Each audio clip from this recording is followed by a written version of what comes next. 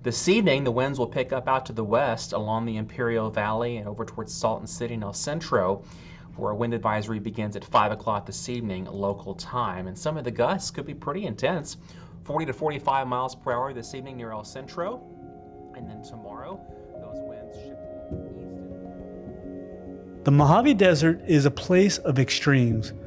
The lack of water, the lack of vegetation, and extreme heat makes this place harsh and unforgiving, but also a special place for landscape photography.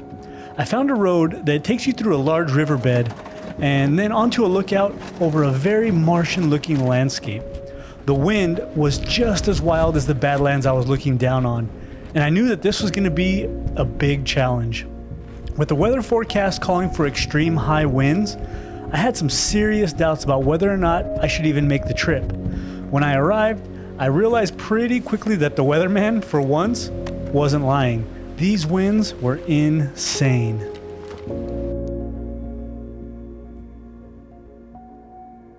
So I just put on the 24 to 70, went down and used this ridge here as a leading line, leading to this nice round mountain here in the background. It's got a bit of a rounded, it's a triangle, but it's a rounded shape. And I got the sun off about 30 degrees off to my left. So all of these hills are getting lit up by the sun from the side. I got some nice sunlight washing over the front of that big mountain back there in the background. Got a little bit of clouds to add some texture. And this is one of those big, wide open, grand landscapes that are absolutely beautiful and I love photographing. I came fully prepared to use my telephoto lens for this location. It reminded me of Zabriskie Point in Death Valley. I was ready to talk about some telephoto tips, things to look out for, but I found myself reaching for my wide-angle lens. All of those textures and lines of the Badlands were so close, almost down at my feet. The telephoto lens was a bit too much, and once I put on the wide-angle lens and accepted that picking out details or trying to simplify these images wasn't going to be as impactful here. The windy conditions were kicking up dust, causing that soft golden light to have a bit of atmosphere and epicness to it. It was time for some wide-angle grand landscapes.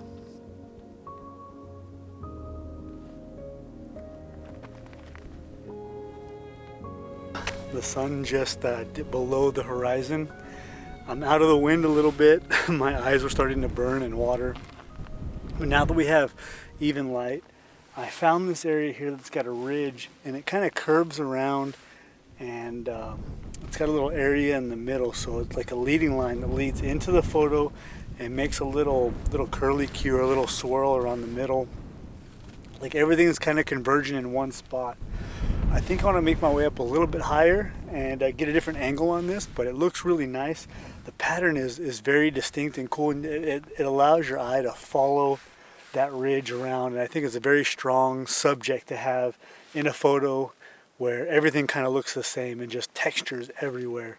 So I want to get up a little bit higher over there, look down on this a little bit more. Once that sun gets down a little bit lower, we might get some a little bit of color in the sky. And yeah, let's see what happens.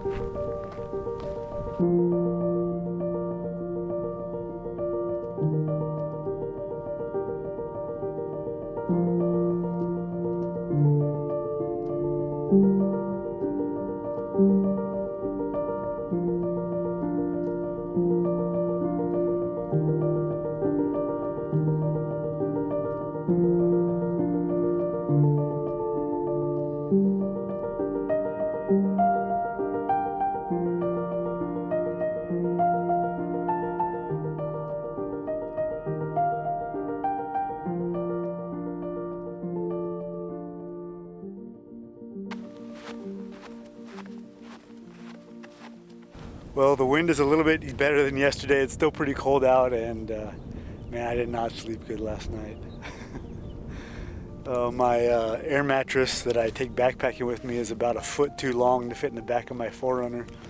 So I put down a bunch of blankets and it did not help. My back hurts, my shoulder hurts, my hips hurt, but well worth it with this beautiful place, man. a little cold. The wind is a little bit better, but oh man, it's amazing.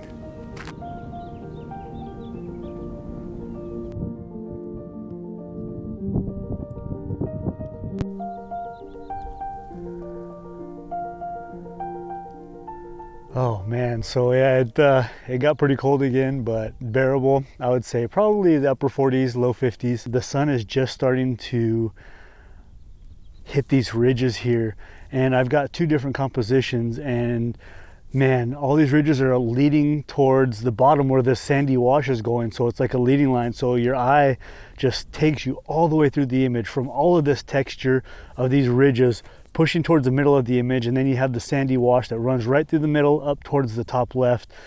And I think visually this is just an absolutely beautiful image, man. I'm so happy with this. I got a little bit of cloud cover, not too much, really wispy clouds up at the top, but man, oh, I just cannot believe this place. Absolutely beautiful, silent, dead silent. And man, the other composition I have is the same thing, but it's a little bit wider. So I actually have my 14 to 30 on, and one of the things I always tell people, you know, when sitting up at like a viewpoint over a grand landscape, is the wide angle lens isn't really the best lens. You know, if someone goes to the Grand Canyon, I always say bring your telephoto lens. But for this place, because it's so small, like it's not a very big place, and there's so much right here at your feet as far as all the texture and mountains go, that the wide angle lens is absolutely perfect. I'm getting some really epic light and nice cloud cover, sun and everything. It's just, man, is it beautiful.